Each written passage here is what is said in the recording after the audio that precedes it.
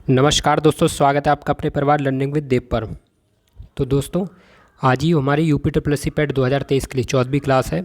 और आज की हमारी जो क्लास है वो थोड़ी सी लंबी होगी, क्योंकि हमने जो भी अभी तक क्वेश्चंस पढ़ लिए हैं तो उन सब का आज हम फैक्ट के रूप में इस क्लास में रिवीजन करेंगे। तो आइए फ्रेंड्स, इसी के साथ शुरू करते हैं। और आज का हमारा स्क्रीन पर पहला क्वेश्चन आ चुका है। तो अगर बात की जाए भाई हमारे क्वेश्चंस की, तो हमारा पहला क्वेश्चन है, भारतीय सब्जी शोध संस्थान कहाँ स्थित है।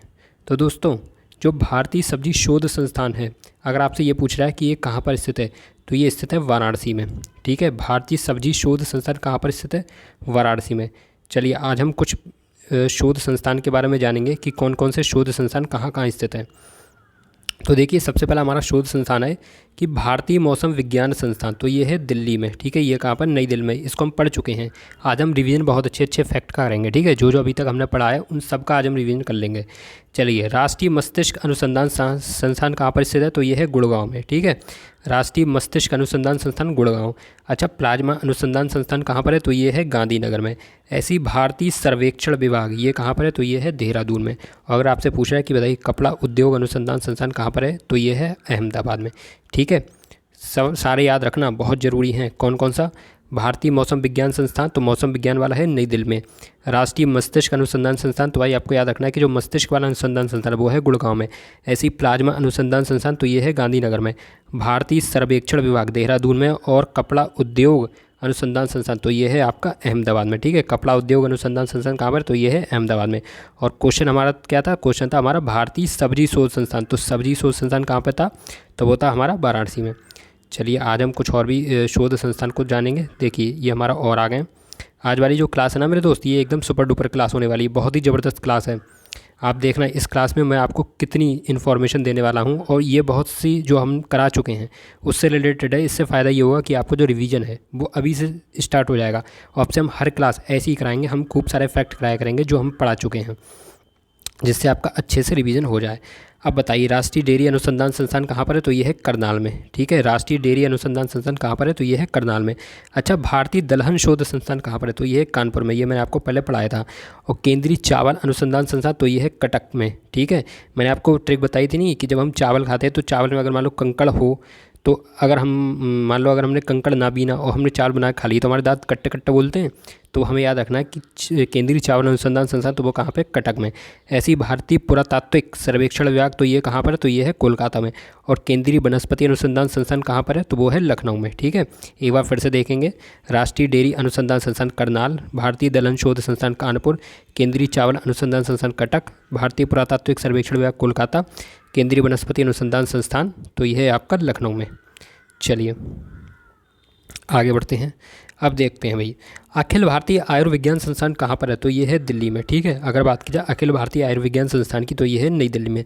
ऐसा चमड़ा वाला कहाँ पे? केंद्रीय चमड़ा अनुसंधान संस्थान, तो चा से चमड़ा चा से चेन्नई। मैंने आपको बताया था नहीं, चा से चमड़ा चा से चेन्नई। तो अगर पूछ रहा है कि बताइए केंद्रीय चमड़ा अनुसंधान संस्थान कहाँ पर स्थित है? तो ये है चेन्नई में। अच्छा, केंद्रीय नारियल अनुसंधान संस्थान कहाँ पर स्थित है? तो ये है कासरगोड में। ठीक है, यानी कि जो नारियल वाला अनुसंधान संस्थान है वो है हमारे कासरगोड में। अच्छा, केंद्रीय वन अनुसंधान संस्थान कहाँ पर है? तो ये है देहरादून में। ठीक है, वन वाला कहाँ पर है? तो ये है देहरादून में। और भारतीय सर्वेक्षण विभाग, तो ये है देहरादून। ठीक है, भारतीय सर्वेक्षण विभाग, तो ये है देहरादून। कहाँ पर है? देहरादून में। अच्छा, भारतीय पुरातात्विक सर्वेक्षण विभाग कहाँ पर था? तो ये था कोलकाता में। ठीक, तो ये भी आपको याद रखना है कि भारतीय अगर पुरातात्विक सर्वेक्षण विभाग पूछ रहा है तो वो है कोलकाता में। और आपसे पूछ रहा है कि भारतीय सर्वेक्षण विभाग, तो वो है आपका देहरादून में। ठीक है, यानी कि जहाँ पर केंद्रीय वन अनुसंधान संस्थान है वो भी है देहरादून में, ऐसी भारतीय सर्वेक्षण विभाग तो वो भी है देहरादून में। तो दोस्तों, ये सारे इंपॉर्टेंट हैं और सब आपको याद रखने हैं। आज वाली जो क्लास है, मैं आपसे पहले ही कह चुका हूँ कि ये क्लास थोड़ी सी लंबी होगी। आज हम जो हमने अभी तक जो पढ़ा है उसमें से हम बहुत सारी चीज़ें का रिवीजन आज हम करेंगे। और ऐसे ही अब हर क्लास में हम जो भी आपको पढ़ा देंगे इसी तरह से हम आपको सब कुछ रिवीजन करा दिया करेंगे। ठीक है, उससे बेनिफिट ये होगा कि जब तक आपका पेपर होगा तो उससे 15 दिन पहले तक आपको सब कुछ रट चुका होगा। यानी कि आपको रिवीजन अलग से करने की ज़रूरत नहीं है। इन क्लासेस के माध्यम से आपका सारा रिवीजन भी हो जाएगा। चलिए, नेक्स्ट क्वेश्चन है, विटामिन B1 का रासायनिक नाम क्या है? तो अगर आपसे पूछ रहा है कि बताइए विटामिन बी का केमिकल नेम बताइए, तो वो होता फॉलिक एसिड। क्या होता है भाई? Folic acid. तो ये आपको याद रखना है कि विटामिन बी का रासायनिक B11 का रासायनिक नाम होता है फॉलिक एसिड। चलिए अब जानते देखो, ये हम पढ़ चुके हैं, लेकिन एक बार फिर से इसका रिवीजन करना है, ठीक है। तो भाई विटामिन ए का रासायनिक नाम क्या होता था, तो वो था रेटिनॉल, ठीक है। विटामिन ए का रासायनिक नाम है रेटिनॉल। ऐसे ही विटामिन बी1 का रासायनिक नाम है थायमीन, ठीक है। इसकी कमी से कौन कौन सा इसकी कमी से होता था बेरी रोग, और इसकी कमी से होता था रतौंधी रोग, ठीक है। तो ये आपको खैर मालूम होगा और आगे हम बताएंगे भी। अच्छा, विटामिन बी2 का रासायनिक नाम क्या है, तो वो है राइबोफ्लेविन। विटामिन बी3 का निकोटिनेमाइड, और विटामिन बी5 का पेंटेथोनिक एसिड, ठीक है। अगर आपसे पूछ रहा है कि बताइए वह कौन सा विटामिन है जिसका रासायनिक नाम है पेंटेथोनिक अम्ल, तो वो है विटामिन बी5। एक बार फिर से पढ़ेंगे। विटामिन ए का रासायनिक नाम रेटिनॉल, विटामिन बी1 का रासायनिक नाम थायमीन, विटामिन बी2 का रासायनिक नाम राइबोफ्लेविन, विटामिन बी3 का रासायनिक नाम निकोटिनेमाइड, और विटामिन बी5 का रासायनिक नाम तो वो है पेंटेथोनिक एसिड। चलिए आगे पढ़ते हैं भाई, और भी हम विटामिन के बारे में जानते हैं। चलिए बताइए, विटामिन बी6 का रासायनिक नाम क्या होता है, तो वो होता है पायरिडॉक्सिन, ठीक है। विटामिन बी6 का रासायनिक नाम होता है पायरिडॉक्सिन। विटामिन बी7 का रासायनिक नाम होता है बायोटीन। विटामिन बी11 का रासायनिक नाम होता है फॉलिक एसिड यानी कि फॉलिक अम्ल। अच्छा, विटामिन बी12 का रासायनिक नाम क्या होता है, तो वो होता है साइनोकाबालामिन। और विटामिन सी का रासायनिक नाम क्या होता है, तो वो होता है एस्कॉर्बिक एसिड, ठीक है।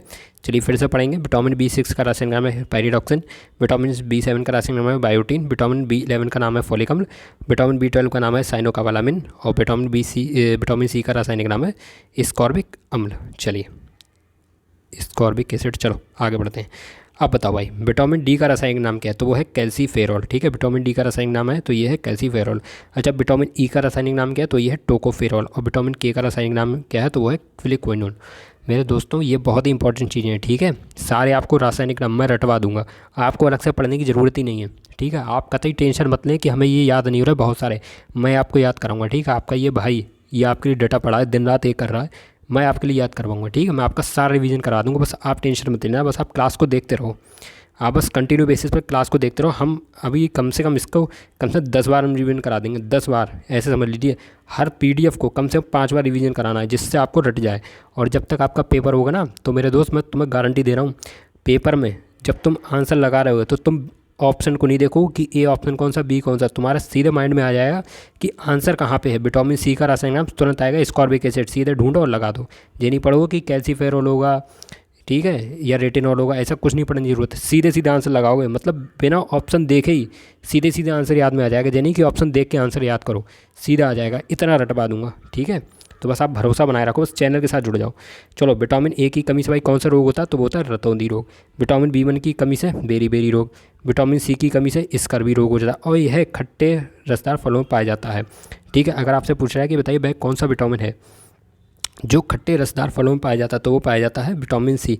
अच्छा, कौन कौन से फल हैं, तो ये नींबू हो गया, संतरा हो गया, आंवला भी होगा। और जो आंवला है इसमें प्रचुर मात्रा में पाया जाता है, ठीक है। आंवला यानी कि विटामिन सी का एक मुख्य फल है, जिसमें सबसे ज़्यादा विटामिन सी पाया जाता है। चलिए अब बताइए, गर्म करने पर कौन सा विटामिन नष्ट हो जाता है, तो वो होता है विटामिन सी, यानी कि जो विटामिन सी है जिसका रासायनिक नाम है एस्कॉर्बिक एसिड, ठीक है, जो कि खट्टे रसदार फलों में पाया जाता है, तो ये गर्म करने पर नष्ट हो जाता है। अच्छा, विटामिन डी की कमी से कौन सा रोग हो जाता है, तो वो होता है रिकेट्स, ठीक है। और विटामिन के की कमी से क्या रोग हो जाता है, तो वो होता है कि जो रुधिर का थक्का है, ठीक है, तो वो नहीं जम पाता है। जैसे जब हमारे चोट लग जाती है तो हमारा जो रक्त निकलने लगता है, तो जो उसे बहने से रोकता है और तुरंत ही हमारा थक्का जम जाता है, तो वो बनता है विटामिन के द्वारा। अगर विटामिन के की कमी हो जाएगी तो फिर रक्त का थक्का नहीं जम पाता, जिससे रक्त निकलता रहता है। चलिए अब बताइए भाई, विटामिन ई कहाँ पर पाया जाता है, तो ये जो हरी पत्तेदार सब्जियां होती हैं ना, और जो पनीर होता है, इनमें पाया जाता है विटामिन ई। और इसकी कमी से स्त्री एवं पुरुषों में जनन शक्ति की कमी हो जाती है, ठीक है। किसकी कमी हो जाती है, तो वो हो जाती है जनन शक्ति की। अच्छा, एक पॉइंट मैं आपको और बता देता हूँ, यहाँ कहीं भी बता दे रहा हूँ, चलो यहाँ बता दे रहा हूँ, एक मिनट रुको, यहाँ बता देते हैं। देखो, एक क्वेश्चन और पूछा जाता है कि बताइए जल में घुलनशील विटामिन कौन से हैं। जल में घुलनशील, ठीक है, जल में घुलनशील विटामिन। तो अगर आपसे पूछ रहा है कि भाई जल में घुलनशील, तो आपका होगा विटामिन बी और सी, ठीक है। ये जो दो विटामिन है ये दोनों जल में घुलनशील हैं। और वसा में घुलनशील कौन से हैं, वसा में घुलनशील, तो विटामिन ए, डी, ई और के, ये याद रखना, ठीक है। ये कई बार पूछा गया और वेरी वेरी इंपॉर्टेंट है। सीधा सीधा पूछ लिया था कि बताइए जल में घुलनशील विटामिन कौन से हैं, तो आपको राइट आंसर क्लिक करना होगा विटामिन बी और सी। और अगर पूछा वसा में घुलनशील, तो आपको राइट आंसर क्लिक करना होगा विटामिन ए, डी, ई और के। तो इसको अपनी कापी पर नोट कर लेना, ठीक है। चलिए नेक्स्ट क्वेश्चन है, स्त्री एवं पुरुषों के लिए समान कार्य के लिए समान वेतन का प्रावधान संविधान के किस अनुच्छेद में किया गया है, तो मेरे दोस्तों ये किया गया अनुच्छेद 39 का डी में। अच्छा, मैंने आपको राज्य के नीति निश्चय तत्व पढ़ाए हैं, तो कहाँ से कहाँ तक है, तो वो है 36 से लेकर 51 तक, और बल्कि देखा जाए 51 के का तक है। ठीक है, तो ये चीज़ आपको याद रखनी है कि ये जो आता है ये राज्य के नीति निश्चय तत्व के अंतर्गत आता है। ठीक है, क्या है, तो स्त्री एवं पुरुषों के लिए समान कार्य के लिए समान वेतन, तो ये आता है अनुच्छेद 39 के डी के तहत। चलिए आज हम कुछ अनुच्छेदों को जानेंगे जो बहुत ही इंपॉर्टेंट है। तो देखिए, अगर आपसे सीधा सीधा पूछ रहा है कि बताइए कृषि एवं पशुपालन का संगठन संविधान के किस अनुच्छेद में है, तो वो है अनुच्छेद 48 में। ठीक है, ये मैं आपको राज्य के नीति निर्देशक तत्व बढ़ा रहा हूँ।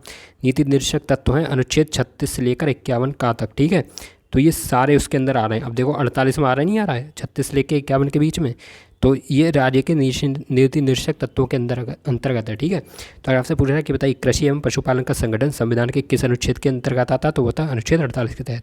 अच्छा, कार्यपालिका और न्यायपालिका का पृथक्करण, यानी कि कार्यपालिका और न्यायपालिका को जो अलग अलग भागों बांट दिया गया, उनकी जो शक्ति है उसका बंटवारा कर दिया गया है। ठीक है, तो वो किस अनुच्छेद के तहत है, तो वो है अनुच्छेद 50 के तहत।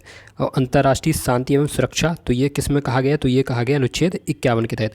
और जो समान नागरिक संहिता, जो कि हाल ही में बहुत ही चर्चित है, और इसको इंपॉर्टेंट कर लेना, हो सकता है इस बार ये पूछ लिया जाए क्योंकि बहुत ज़्यादा चर्चा में समान नागरिक संहिता, तो ये था अनुच्छेद 44 में। ठीक है, अनुच्छेद 44 में। अच्छा, ग्राम पंचायतों का गठन तो किस में, तो वो अनुच्छेद 40 में। इसकी देखो ट्रिक भी है, समान, देखो 44 है, ये दोनों 4 समान लिखे हैं, तो ऐसे समझ लो कि समान नागरिक संहिता, तो समान कौन कौन का था, 44वां। ठीक है, कौन सा अनुच्छेद समान है, तो वह 44 है, नहीं है, तो ऐसे भी आप याद रख सकते कि समान नागरिक संहिता है अनुच्छेद 44 के अंतर्गत। अच्छा, ग्राम पंचायतों के गठन की बात किस में कही गई है, तो वो कही गई है अनुच्छेद 40 में। और यूपी पैट 2021 में ये वाला क्वेश्चन आया था कि बताइए ग्राम पंचायतों का गठन किसके अंतर्गत कहा गया, तो वहाँ पर राइट आंसर आपका था राज्य के नीति निश्चय तत्व। ठीक है, क्योंकि वहाँ पर अनुच्छेद नहीं पूछा गया था, तो मैं आपको ये बता दे रहा हूँ कि आपको इस तरह से याद रखना है। ठीक है, और बाकी मैं रिवीजन तो सब करा दूंगा। चलिए, अच्छा एक और है यहाँ पर अनुच्छेद, तो वो है कुटीर उद्योगों को प्रोत्साहन, किस अनुच्छेद के तहत किया गया, तो वो किया गया अनुच्छेद 43 के तहत। ठीक है, ये भी बहुत इंपॉर्टेंट है कि बताइए कुटीर उद्योगों को प्रोत्साहन संविधान के किस अनुच्छेद में कहा गया है, यानी कि कुटीर उद्योगों को प्रोत्साहन दिया जाए, तो ये किस में कहा गया है, ये प्रावधान किस में किया गया, तो वो किया गया अनुच्छेद 43 में। चलिए नेक्स्ट क्वेश्चन हमारा, सिंधु सभ्यता के विनाश का सबसे प्रभावी कारण क्या था। मेरे दोस्त बहुत ही इंपॉर्टेंट क्वेश्चन है, इस पर स्टार बना लेना। तो सिंधु सभ्यता के जो विनाश का सबसे जो प्रभावी कारण था, तो वो था बाढ़। ठीक है, ऐसा माना जाता है कि जो बाढ़ के कारण सिंधु सभ्यता नष्ट हो गई थी, तो इसका जो विनाश का सबसे प्रभावी कारण था, तो वो था बाढ़। चलिए देखो, अब हम इन पॉइंट को पढ़ेंगे जो हम पहले पढ़ चुके हैं। ठीक है, ये सारे मैं आपको याद करवा चुका हूँ, बस यहाँ पे आपको रिवीजन करना है। देखो, सिंधु सभ्यता का नखली स्थान किसको कहा जाता है, तो वो कहा जाता है मोहनजोदड़ो को। अगर पूछ रहा है कि बताइए सिंध का बाग किसको कहा जाता है, तो वो भी कहा जाता है मोहनजोदड़ो को। ठीक है, अगर पूछ रहा है सिंध का नकली स्थान, तो वो कहते हैं मोहनजोदड़ो को। अगर पूछ रहा है कि सिंध का बाग किसे कहते हैं, तो वो भी कहते हैं मोहनजोदड़ो को। अच्छा, मोहनजोदड़ो है कहाँ, तो ये है सिंध प्रांत में और सिंधु नदी के किनारे। नदी याद रखना है कि मोहनजोदड़ो सिंधु नदी के किनारे पर स्थित है, और कहाँ पर है, तो ये है सिंध प्रांत में। मोहनजोदड़ो का अर्थ होता है मृतकों का टीला, और मोहनजोदड़ो से एक ईंट पर बिल्ली का पीछा करते हुए कुत्ते के पंजों के निशान मिले हैं। ये चीज़ आपको अच्छे से याद रखनी है, आपको ऑप्शन में दिया होगा, कई चीज़ें दी होंगी, तो वहाँ पर आपको राइट आंसर क्लिक करना है कि मोहनजोदड़ो। अगर पूछ रहा है कि बताइए वह कौन सा स्थान है जहाँ पर एक ईंट पर बिल्ली का पीछा करते हुए कुत्ते के पंजों के निशान मिले, तो वो है मोहनजोदड़ो। कौन सा स्थान है भाई, मोहनजोदड़ो। चलिए और जानते हैं भाई मोहनजोदड़ो के बारे में। ये सारी चीज़ें हम आपको पहले पढ़ा चुके हैं, बस हम आपका रिवीजन करा रहे हैं। इसलिए जो बच्चे आज पहली बार क्लास में आए, वो पुरानी वाली क्लासेस ज़रूर देख लें, जिससे उन्हें इस क्लास में ऐसा ना लगे कि पता नहीं इसमें कितना हमने करा दिया। ठीक है, तो ये सारा रिवीजन है। अब जो बच्चे लगातार पढ़ रहे हैं उन्हें ये चीज़ें याद हैं। ठीक है, तो बस इसलिए है ये रिवीजन है एक तरीके का। चलिए बताइए, मोहनजोदड़ो से नृत्य करती हुई कांस्य की मूर्ति प्राप्त हुई है। अब ये भी पूछा जाता है कि बताइए वह कौन सा स्थान है जहाँ पर कांस्य की नर्तकी की मूर्ति प्राप्त हुई है, नृत्य करती हुई, तो वो हुई है मोहनजोदड़ो से। ठीक है, और भारत में खोजा गया सबसे पुराना शहर क्या था, तो वो था हड़प्पा। ये मैंने आपको सब कुछ पहले पढ़ा दिया है। और हड़प्पा सभ्यता का प्रचलित नाम क्या है, तो है सिंधु घाटी की सभ्यता। ठीक है, देखो अगर आपसे हड़प्पा सभ्यता हो या सिंधु सभ्यता, तो वो एक ही नाम है। ठीक है, वहाँ पर आपको घबराने की जरूरत नहीं है। आप ये सोचो कि बताइए हड़प्पा सभ्यता और सिंधु सभ्यता क्या है, आपको बहुत कन्फ्यूज़न हो सकता है, तो आपको बता देता हूँ कि देखो हड़प्पा सभ्यता का जो प्रचलित नाम है वो है सिंधु घाटी की सभ्यता। तो यानी कि सिंधु सभ्यता और हड़प्पा सभ्यता ये दोनों एक दूसरे के नाम हैं। ठीक है, एक ही सभ्यता है ये। अच्छा, हड़प्पा सभ्यता का सबसे मान्यता प्राप्त काल क्या है, तो वह 2500 से लेकर 1750 ईसा पूर्व। अगर यहाँ पर हड़प्पा सभ्यता ना दिया होता तो हुआ था कि सिंधु सभ्यता का सबसे मान्यता प्राप्त काल क्या है, तो वो भी है 2500 से 1750, क्योंकि ये जो है एक ही नाम है।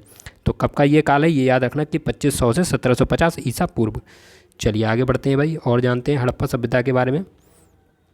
तो देखो ये जो हड़प्पा सभ्यता है या इसको कहें कि सिंधु घाटी सभ्यता है, तो ये एक नगरीय सभ्यता है, ठीक है। ये ग्रामीण सभ्यता नहीं है।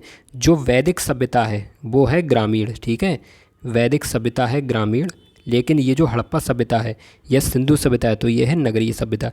ऐसी यह एक कांस्य युगीन सभ्यता है और हड़प्पा सभ्यता के लोग कपास के उत्पादन में सबसे आगे थे। तो ये आपको याद रखना कि बताइए वह कौन सी फसल है जिसके उत्पादन में हड़प्पा सभ्यता के लोग या सिंधु सभ्यता के लोग सबसे आगे थे, तो वो थी कपास की फसल। अच्छा, सिंधु सभ्यता में मातृ देवी की उपासना सबसे ज़्यादा प्रचलित थी, ठीक है। किसकी उपासना सबसे ज़्यादा प्रचलित थी, तो वो थी मातृ देवी की उपासना। और ये जो लोग थे सिंधु सभ्यता के, ये कुवड़ वाले सांड की पूजा करते थे, ठीक है। ये बहुत ही इंपॉर्टेंट पॉइंट है, स्टार बना लो इस पर कि कुवड़ वाले सांड की पूजा कहाँ से है, तो ये है सिंधु सभ्यता से संबंधित। क्योंकि ये जो सिंधु घाटी सभ्यता के लोग हैं या हड़प्पा सभ्यता के लोग हैं, ये कुवड़ वाले सांड की पूजा करते थे। चलिए आगे बढ़ते हैं। चलिए और कुछ पॉइंट है। अच्छा, सिंधु सभ्यता भाई कैसी थी, तो ये थी मातृसत्तात्मक, ठीक है। ये अगर आपसे पूछ रहा है कि बताइए सिंधु सभ्यता पितृसत्तात्मक थी या मातृसत्तात्मक, तो ये थी मातृसत्तात्मक, ठीक है। इसमें माता को ज़्यादा प्रधानता दी जाती थी। चलो अगला पॉइंट है कि जो काली बंगन है उसका अर्थ होता है काले रंग की चूड़ियाँ। बहुत इंपॉर्टेंट पॉइंट है, कई बार पूछा गया है, एसएससी वाली परीक्षा में बहुत पूछा गया है कि बताइए काली बंगन का क्या अर्थ होता है। तो काली बंगन का अर्थ होता है काले रंग की चूड़ियाँ। और जो जुते हुए खेतों और अग्नि पूजा के प्रमाण वो भी काली बंगन से मिले हैं। दोस्तों इसको स्टार बनाना, बहुत इंपॉर्टेंट फैक्ट करा रहा हूँ कि सीधा सीधा पूछ रहा है कि बताइए जुते हुए खेतों के प्रमाण किस स्थान से मिले हैं, तो वो मिले हैं कालीबंगन से। या पूछ रहा है कि बताइए अग्नि पूजा के प्रमाण किस स्थान से प्राप्त हुए, तो वो भी हुए हैं कालीबंगन से प्राप्त। अच्छा, सिंधु सभ्यता के जो बंदरगाह वो लोथल और सुरकोतदा हैं, ठीक है। बहुत इंपॉर्टेंट है लोथल, लोथल बहुत इंपॉर्टेंट है। और यही पता रखना है कि लोथल है कहाँ पर, तो ये है गुजरात राज्य में और भोगवा नदी के किनारे, ठीक है। कई बार इसकी नदी पूछी जाएगी कि लोथल किस नदी के किनारे पर स्थित है, तो ये है भोगवा नदी के किनारे पर। और ये क्या था, तो ये एक बंदरगाह था। ऐसी सुरकोतदा क्या था, तो वो भी एक बंदरगाह था। चलिए अगला पॉइंट है कि जो आग में पकी हुई ईंटें हैं उनको कहा जाता था टेराकोटा, ठीक है। यानी कि जो सिंधु सभ्यता या हड़प्पा सभ्यता में जो आग से पकी हुई जो ईंटें थीं उनको टेराकोटा कहा जाता था। तो ये पॉइंट आपको याद रखना है। चलिए नेक्स्ट क्वेश्चन है दोस्तों। मैंने आपसे कहा था ना कि आज वाली जो क्लास है वो एकदम सुपर डुपर क्लास है, इसमें बहुत सारे क्वेश्चंस के आंसर होंगे। और जो हमने पुराने जितना भी हमने पढ़ा है लगभग सबका हमने रिवीजन कर दिया है। हालांकि अभी बहुत सारा रिवीजन बाकी है और हम आने वाली हर क्लास में ऐसे ही रिवीजन करेंगे और बार बार इन सारे फैक्ट को हम पढ़ेंगे, जिससे ये हमें एकदम रट जाएंगे।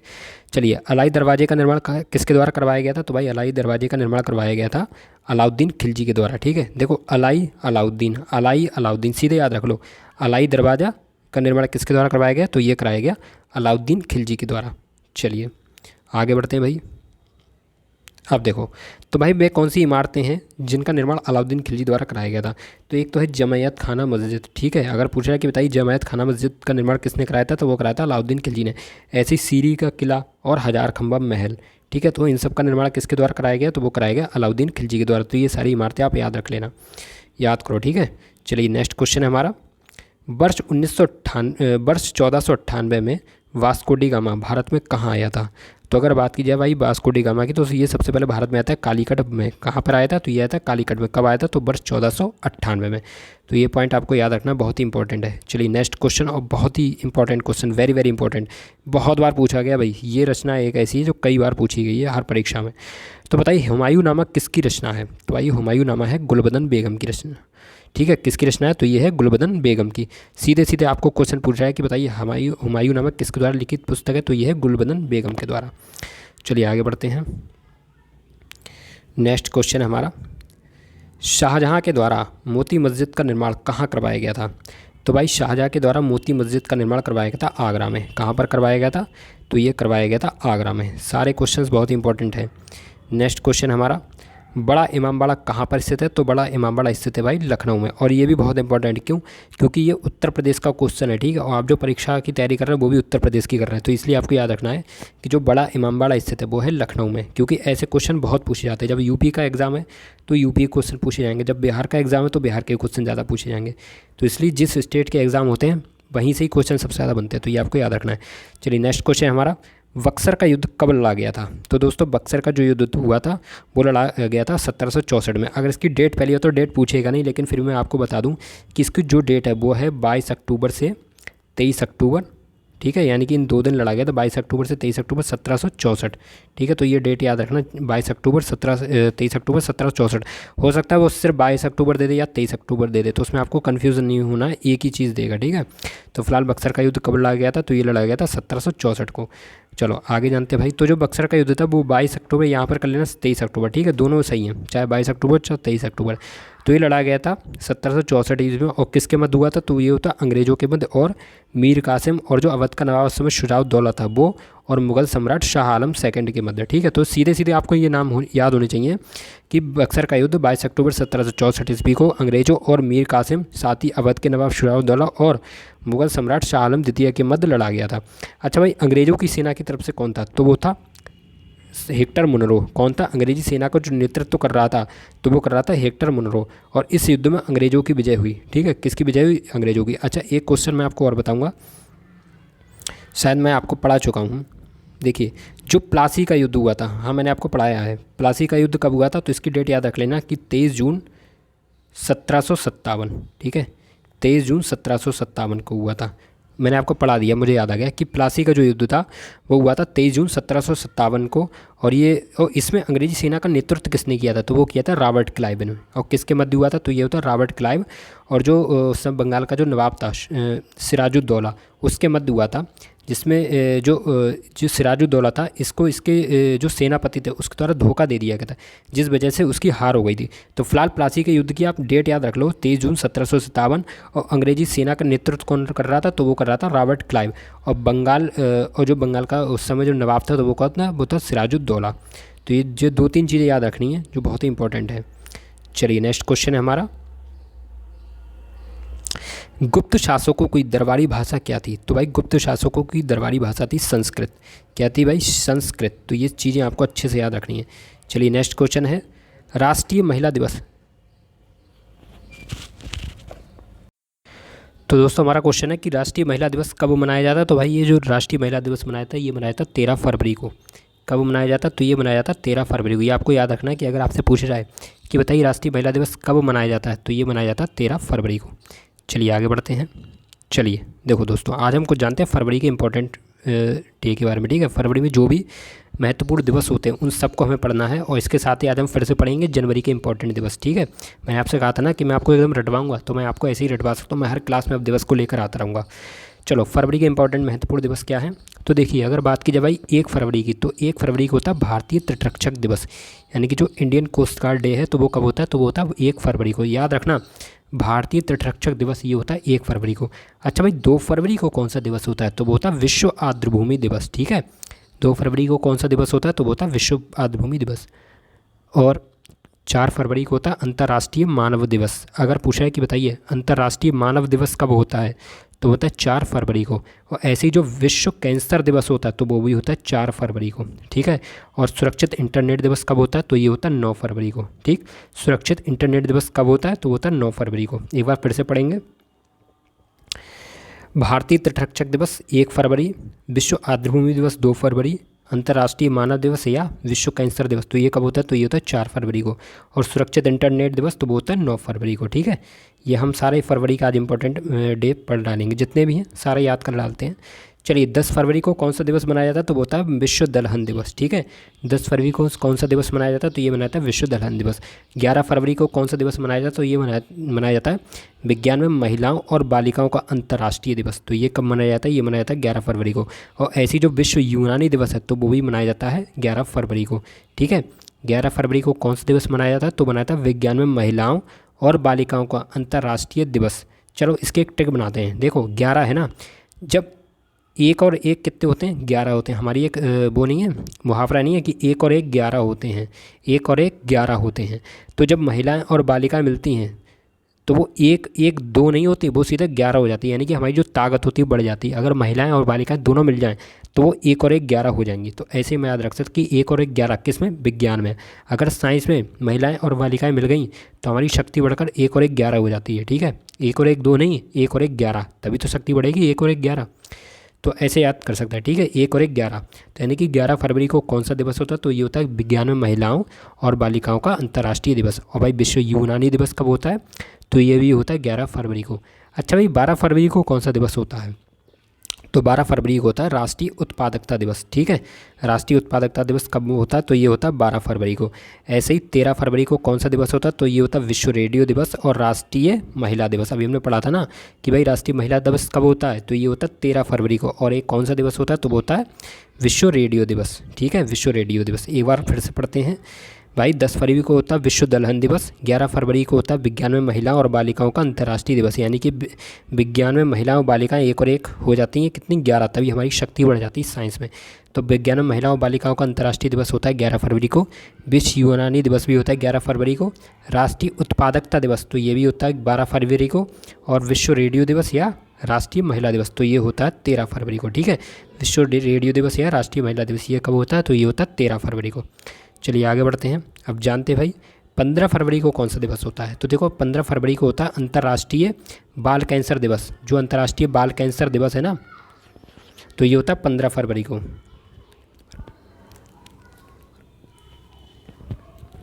अच्छा भाई, विश्व सामाजिक न्याय दिवस कब होता है? तो ये होता है 20 फरवरी को। ठीक है, विश्व सामाजिक न्याय दिवस तो ये होता है 20 फरवरी को। ऐसे 21 फरवरी को होता है अंतर्राष्ट्रीय मातृभाषा दिवस। बहुत ही इंपॉर्टेंट है मेरे दोस्त, अंतर्राष्ट्रीय मातृभाषा दिवस कब होता है? तो ये होता है 21 फरवरी को। ठीक है, अंतर्राष्ट्रीय मातृभाषा दिवस कब होता है? तो ये होता है 21 फरवरी को। चलिए आगे बढ़ते हैं।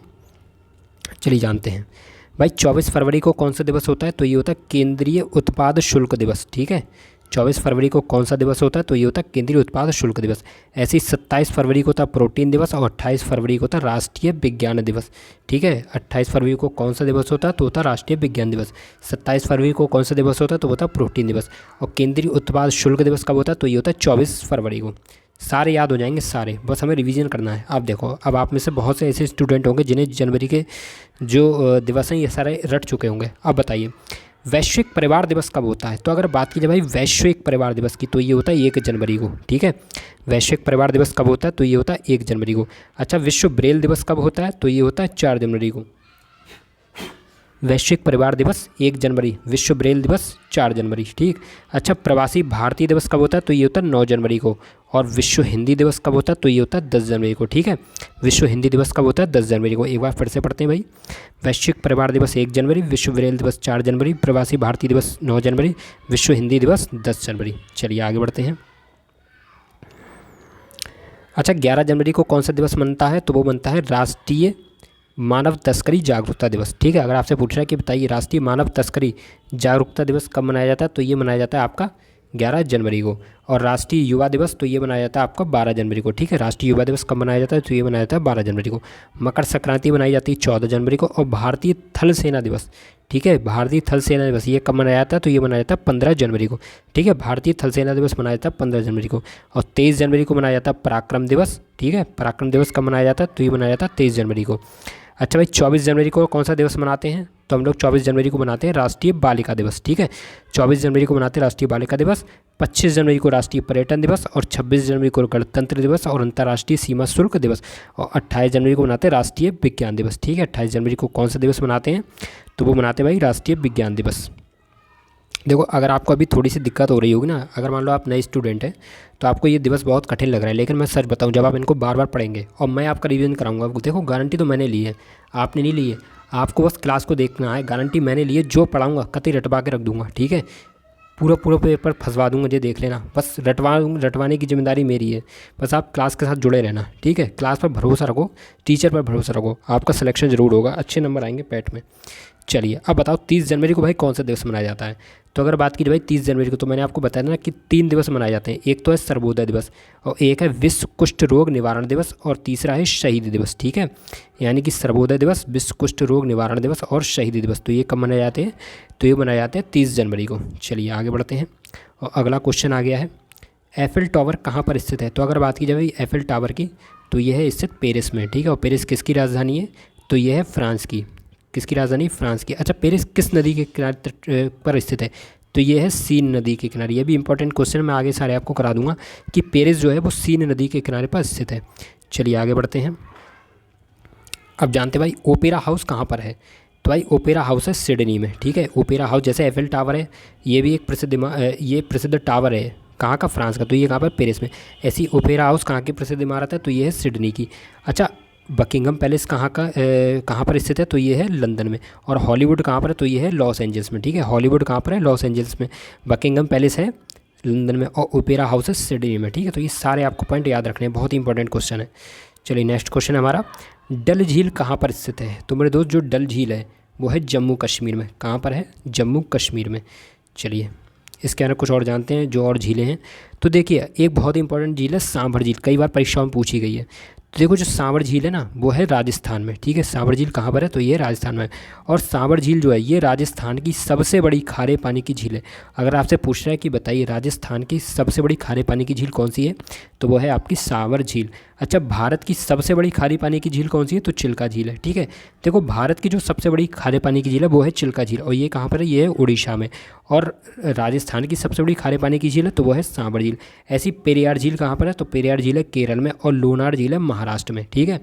पेरियार झील है केरल में और लोनार झील है महाराष्ट्र में। आपको सारी झील हैं और जो जलप्रपात है ये सब रटवा दूंगा, ठीक है। आपको बस भरोसा रखना और जुड़े रहना क्लास के साथ। चलिए बताइए सूती वस्त्रों की राजधानी किसे कहा जाता है। तो मेरे दोस्त सूती वस्त्रों की राजधानी कहा जाता है मुंबई को, ठीक है। सूती वस्त्रों की राजधानी किसको कहा जाता है, मुंबई को। दोस्तों अगर क्लास पसंद आ रही है तो प्लीज़ क्लास को लाइक कर देना और साथ ही चैनल को सब्सक्राइब करना, और कमेंट बॉक्स में आंसर जरूर देना कि भाई क्लास कैसी लगी। बताइए बांधवगढ़ राष्ट्रीय उद्यान किस राज्य में है। तो भाई बांधवगढ़ राष्ट्रीय उद्यान है मध्य प्रदेश में। कहाँ पर है ये, तो ये है मध्य प्रदेश में। चलिए आज हम कुछ राष्ट्रीय उद्यान पढ़ेंगे, और आज हम जानना है भाई अभी मध्य प्रदेश के राष्ट्रीय उद्यान।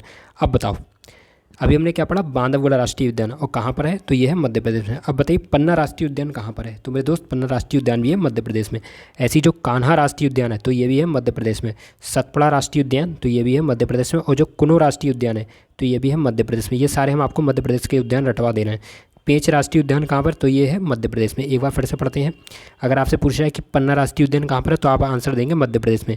कान्हा राष्ट्रीय उद्यान कहाँ पर है, मध्य प्रदेश में।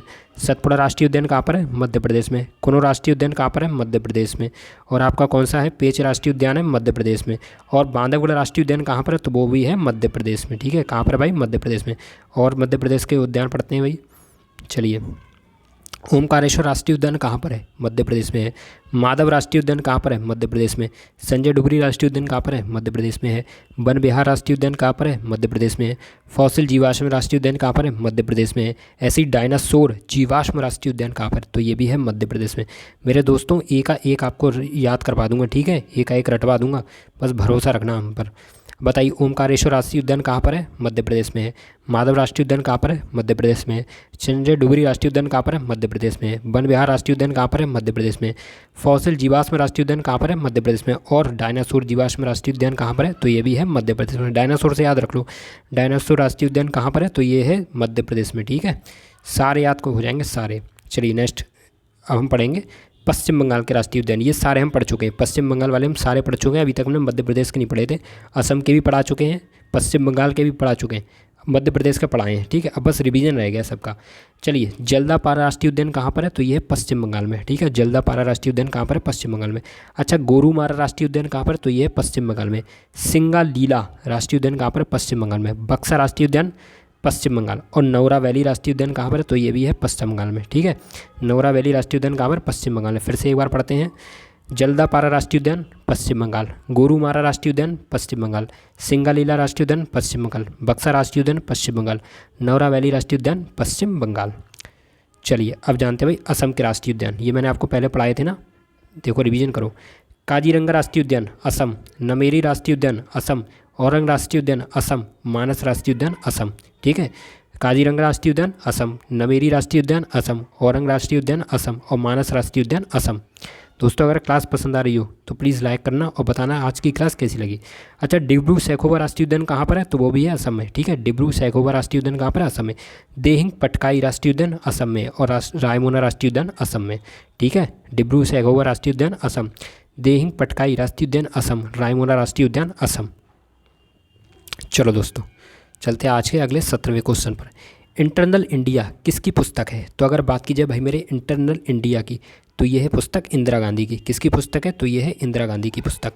चलिए ये भी हमने आपको किताबें पढ़ाई थी, अब इनका भी रिवीजन शुरू हो चुका है। दोस्तों मैंने आपको बहुत सारी किताबें पढ़ा दी हैं, अब उन सबका मैं रिवीजन कराने जा रहा हूँ, ठीक है। जो नई नई किताबें उनको तो पढ़ाऊँगा ही, साथ ही जो पुरानी किताबें जितनी पढ़ा दी हैं सबका रिवीजन करा दूँगा। अब बताइए, अरविंद घोष की मैंने आपको 2 पुस्तक बताई थी, कौन कौन सी, ए सेज ऑन गीता और लाइफ डिवाइन। ठीक है, essays on Gita, life divine. मैंने आपसे एक ट्रिक बताई थी नहीं कि डिवाइन लाइफ और लाइफ डिवाइन में दोनों मिलती जुलती हैं और कन्फ्यूज़न हो जाता है। तो आप अरविंद घोष को याद करोगे एल डी से, क्योंकि देखो एल लाइफ यानी कि एल और डिवाइन यानी कि डी। ठीक है, तो एल डी किसकी है, अरविंद घोष की। तो सीधे याद करना कि लाइफ डिवाइन है अरविंद घोष की, और ए सेज ऑन गीता किसकी, अरविंद घोष की। ऐसी अगर पूछ रहा है डिवाइन लाइफ यानी कि डीएल, डिवाइन लाइफ डीएल, तो आप डीएल तो मत याद करो, आपने एलडी याद कर तो लिया। ठीक है, या आप डीएल याद करो, जैसे आप गाड़ी का डीएल नहीं बनवाते तो डीएल याद करना कि डीएल है शिवानंद का, डीएल है शिवानंद का, तो पर उसका उल्टा लाइफ डिवाइन किसका हो जाएगा, वो अरविंद घोष का हो जाएगा। तो ऐसे भी याद रख सकते हो कि भाई डिवाइन लाइफ किसकी, तो वो है शिवानंद की। अच्छा, रविन्द्रनाथ टैगोर की कौन कौन सी, तो एक तो चित्रांगदा है, गीतांजलि और चित्रांगदा है। ठीक है, गीतांजलि है और चित्रांगदा, तो ये सारी आपको याद रखनी है। चलिए नेक्स्ट क्वेश्चन है, वेरी वेरी इंपॉर्टेंट क्वेश्चन है दोस्तों, ट्रॉफी से जरूर क्वेश्चन एक पूछा जाएगा। खेतान ट्रॉफी किस खेल से संबंधित है, तो अगर बात की जाए मेरे खेतान ट्रॉफी की, तो ये है आपकी शतरंज से संबंधित। किससे संबंधित है, शतरंज से संबंधित है। चलिए अब देखो कुछ और ट्रॉफी का हम रिवीजन करेंगे जो हमने पहले पढ़ी थी। तो देखिए जो नेहरू कप है वो किससे संबंधित है, तो वो है बास्केटबॉल से। ठीक है, नेहरू कप किससे संबंधित है, बास्केटबॉल से। डेविस किससे, टेनिस से। मैंने आपको बताया नहीं था, डेविस टेनिस, डेविस टेनिस एक सा है ना बोलने में, तो डेविस किससे संबंधित है, टेनिस से। अच्छा, रंगास्वामी कप किससे, तो वो है हॉकी से। ठीक है, रंगास्वामी कप किससे संबंधित है, तो वो है हॉकी से। Nehru cup basketball, Davis cup tennis और रंगास्वामी कप हॉकी। चलिए आगे बढ़ते हैं भाई, अगला इंपॉर्टेंट क्वेश्चन है, very very important question. Jagannath मंदिर किस राज्य में स्थित है, तो भाई जो जगन्नाथ मंदिर है वो है आपके उड़ीसा में। किस में स्थित है, तो ये है आपके उड़ीसा राज्य में। चलिए नेक्स्ट क्वेश्चन है, और दोस्तों ये भी बहुत इंपॉर्टेंट क्वेश्चन, मैं आपको लगातार मरुस्थल करा रहा हूँ ना, तो बस आप याद करते रहना। दस्ते काबिर नामक मरुस्थल कहाँ स्थित है, तो मेरे भाई दस्ते काबिर मरुस्थल स्थित है ईरान में। याद रखना है दस्ते काबिर कहाँ पर है, ईरान में। ये कहाँ का मरुस्थल है, तो ये है ईरान का मरुस्थल। चलिए जानते हैं भाई कुछ और मरुस्थल के बारे में, तो ये सारे पढ़ाई हुए मरुस्थल हैं। अब बताइए, मैंने आपको बताया था ना कि कालाहरी मरुस्थल कहाँ पर है, तो आपको 3 नाम याद रखने हैं, दक्षिण अफ्रीका, नामीबिया, बोत्सवाना। कुछ ही पूछा जा सकता है, या हो सकता है तीनों पूछ ली जाए कि कालाहरी मरुस्थल कहाँ पर स्थित है, तो ये है दक्षिण अफ्रीका में, नामीबिया में और बोत्सवाना में। कहाँ पर है, दक्षिण अफ्रीका, नामीबिया और बोत्सवाना। अच्छा, थार मरुस्थल कहाँ पर है, तो ये भारत में और पाकिस्तान में। ठीक है, अगर पूछा है कि बताइए पाकिस्तान में कौन सा मरुस्थल है, तो थार मरुस्थल है, और भारत में कौन सा मरुस्थल है, तो ये भी थार मरुस्थल है। अच्छा, सहारा मरुस्थल कहाँ पर है, तो ये है उत्तरी अफ्रीका में। ठीक है, सहारा मरुस्थल कहाँ पर है, उत्तरी अफ्रीका में। और टकला मकान मरुस्थल कहाँ पर, तो ये है चीन में। दुनिया का या विश्व का सबसे बड़ा मरुस्थल भी कौन सा है, सहारा मरुस्थल, और कहाँ पर है, तो ये है उत्तरी अफ्रीका में। कहाँ पर है भाई, उत्तरी अफ्रीका में। चलिए नेक्स्ट क्वेश्चन है हमारा, फ्रांस की मुद्रा क्या है। दोस्तों यहाँ पर फ्रैंक नहीं होगा, ठीक है, फ्रांस की मुद्रा है यूरो। क्या है मुद्रा, यूरो। ये मुझसे गलत टाइप हो गया था, फ्रांस की जो मुद्रा है वो है यूरो। चलिए नेक्स्ट क्वेश्चन इधर बढ़ते हैं। जो फ्रैंक थी वो पहले थी मुद्रा, अब फ्रैंक नहीं है, अब है यूरो। चलिए क्वेश्चन है हमारा, ब्राज़ील की मुद्रा क्या है। ब्राज़ील की पहले राजधानी पढ़ेंगे, ठीक है। अच्छा, फ्रांस की राजधानी मैंने नहीं बताई, चलो फ्रांस की राजधानी पेरिस। ठीक है, फ्रांस की राजधानी पेरिस। चलो, ब्राज़ील की मुद्रा है ब्राज़ीलिया, सॉरी राजधानी है ब्राज़ीलिया। ठीक है, ब्राज़ील की राजधानी ब्राज़ीलिया और मुद्रा क्या है, रियल। ठीक है, ब्राज़ील की राजधानी ब्राज़ीलिया, मुद्रा रियल। तुर्की की राजधानी अंकारा, मुद्रा लीरा। अमेरिका की राजधानी वाशिंगटन डीसी और मुद्रा है डॉलर। ठीक है, अमेरिका की राजधानी वाशिंगटन डीसी और मुद्रा है आपकी डॉलर। नेक्स्ट क्वेश्चन आ गया हमारा, बताइए दिल्ली चलो का नारा किसने दिया था। बहुत ही इंपॉर्टेंट नारा है, पूछा जा सकता है। पिछली बार जो यूपी ट्रिपल एससी पेट जो 2021 वाला होता है, जो पहला, दूसरे की बात नहीं कर रहा हूँ, पहले वाले की, उसमें पूछा गया था करो या मरो का नारा, जो कि बहुत ही सरल है, सबको याद था कि जो करो या मरो का नारा है वो दिया गया महात्मा गांधी के द्वारा। अब पूछा जाएगा जहाँ तक है कि दिल्ली चलो का नारा किसने दिया है, क्योंकि देखो बहुत ही सरल सरल पूछे जाते हैं, ज़्यादा कठिन नहीं पूछे जा सकते हैं। ठीक है, बहुत ही सरल सरल पूछेगा। तो बताइए दिल्ली चलो का नारा किसने दिया था, तो ये दिया था सुभाष चंद्र बोस जी ने। किसने दिया था भाई, सुभाष चंद्र बोस जी ने। आगे बढ़ते हैं, नेक्स्ट क्वेश्चन हमारा, भारत में सर्वाधिक सोना किस राज्य में पाया जाता है। जो आपका खनिज संसाधन वाला चैप्टर है ना, ये वहाँ से आया क्वेश्चन। तो अगर बात की जाए भाई सोना की, तो ये भारत में सबसे ज़्यादा पाया जाता है कर्नाटक में। ठीक है, मैं आपको इसकी खाने पढ़ाऊंगा कि कोलार है, हट्टी है, ये सारी खाने आगे पढ़ाऊंगा। अभी आपको खाने नहीं याद रखना, अभी आपको ये रखना है कि कहाँ पर कौन सी चीज़ ज़्यादा है। बाद में मैं और इसमें डीप में जाऊँगा इस चैप्टर में, क्योंकि ये चैप्टर ऐसा है ना जो काफ़ी कठिन हो जाता है, यहाँ पे बहुत सी चीज़ें बनती हैं, तो इसलिए इसको हम आराम आराम से पढ़ेंगे। अभी तो हम सिर्फ इतना जानेंगे कि पहला स्थान कहाँ पर है, कि जैसे सोना सबसे ज़्यादा कहाँ पर होता है, तो हमने पढ़ लिया कर्नाटक में। अब बाद में हम इसकी खानों के बारे में पढ़ेंगे कि कोलार खाना है, हट्टी खाना है, और भी जो खाने हैं, और कहाँ कहाँ सोना पाया जाता है, तो ये हम सब बाद में पढ़ेंगे, ठीक है। अभी हम फिलहाल इतना पढ़ रहे हैं। अच्छा बताइए, हीरा सबसे ज़्यादा कहाँ पर पाया जाता है? तो भाई हीरा पाया जाता है मध्य प्रदेश में, ठीक है। वैसे खान अगर बताएं तो खान है पन्ना वाली, ये खान है, वहाँ पे बहुत पाया जाता है। लेकिन फिलहाल भी हम सिर्फ सीधा सीधा पढ़ रहे हैं कि कहाँ पर सबसे ज़्यादा पाया जाता है, बाद में हम इसकी खानों को भी पढ़ेंगे। चलो, तो हीरा सबसे ज़्यादा कहाँ पर पाया जाता है? मध्य प्रदेश में। अच्छा, थोरियम कहाँ पर पाया जाता है सबसे ज़्यादा? तो ये पाया जाता है केरल में। ये भारत की बात है, विश्व की नहीं। भारत में सबसे ज़्यादा हीरा कहाँ पर पाया जाता है? मध्य प्रदेश में। भारत में सबसे ज़्यादा थोरियम कहाँ पाया जाता है? केरल में। भारत में सबसे ज़्यादा संगमरमर, चांदी, सीसा और टंगस्टन ये कहाँ पर पाया जाता है? तो ये पाया जाता है राजस्थान में। और बॉक्साइट सबसे ज़्यादा कहाँ पर पाया जाता है? तो ये पाया जाता है उड़ीसा में। बॉक्साइट किसका है इसका? तो ये है एल्यूमिनियम का इसका, ठीक है। एल्यूमिनियम का इसका है बॉक्साइट।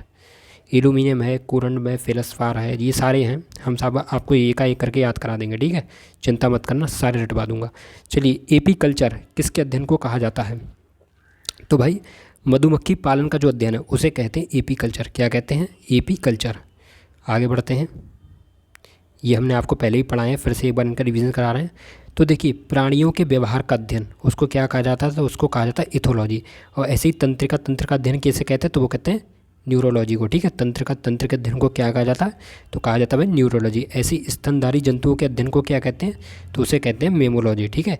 यानी कि प्राणियों के व्यवहार का अध्ययन इथोलॉजी, तंत्र का अध्ययन न्यूरोलॉजी, और स्तनधारी जंतुओं का अध्ययन मेमोलॉजी। चलिए आगे बढ़ते हैं। क्वेश्चन हमारा है भाई, सुशील कुमार किस खेल से संबंधित है? तो अगर बात की जाए भाई सुशील कुमार की, तो ये है कुश्ती से संबंधित। किस खेल से संबंधित है? तो ये है कुश्ती से संबंधित। सुशील कुमार किससे हैं? कुश्ती से हैं। अब देखिए कुछ और खिलाड़ियों को जानते हैं। तो भाई विश्वनाथन आनंद किससे संबंधित है? तो ये है शतरंज से। अच्छा, बजरंग पूनिया किससे संबंधित है? तो ये है कुश्ती से। ऐसे ही दीपक कर्माकर किससे संबंधित है? तो ये है जिम्नास्टिक से। हेमा दास है धावक। हेमा दास किससे संबंधित है? तो धाविका हैं जी। और लवलीना बोरगोहेन है, तो ये किससे हैं? तो ये है मुक्केबाजी से, ठीक है। यानी कि जो लवलीना बोरगोहेन है वो किससे संबंधित है? तो ये है मुक्केबाजी से। दोस्तों ये सारे आपको क्वेश्चन याद करने पड़ेंगे, बहुत ही इंपॉर्टेंट है। दोस्तों आज की हमारी क्लास कंप्लीट हो गई है। अगर आपको हमारी क्लास पसंद आई हो तो प्लीज़ क्लास को लाइक करना, और मेरे भाइयों प्लीज़ ये ज़रूर बताना कि आपको क्लास कैसी लग रही है, ठीक है। मुझे बड़ा अच्छा लगता है, कुछ ऐसे स्टूडेंट्स हैं जैसे ध्रुव सिंह जी हैं और एक राजभर जी हैं, उनका नाम नहीं मुझे पूरा याद आ रहा है, वो लगातार कमेंट करते हैं, तो मुझे बड़ा खुशी होती है कि चलो हमारे कुछ ऐसे भी व्यूअर्स हैं जो लगातार क्लास को देखते हैं। तो इसलिए बस आप कमेंट बॉक्स में बताया जरूर कीजिए कि क्लास कैसी लग रही है, ठीक है। फीडबैक जरूर दीजिए, क्योंकि इसी से हमें मोटिवेशन मिलता है, हमें पता चलता है कि आखिर बच्चे हमसे कितना संतुष्ट हैं, ठीक है। और मैं आपके लिए लगातार मेहनत कर रहा हूँ। तो दोस्तों बस आप क्लास के साथ जुड़े रहिए और चैनल को सब्सक्राइब कर लीजिए, ठीक है, और बेल आइकन को प्रेस कर लीजिए। तो ठीक है दोस्तों, इसी के साथ विदा लेते हैं और मिलते हैं नेक्स्ट क्लास में। तब तक के लिए नमस्कार, जय हिंद, वंदे मातरम।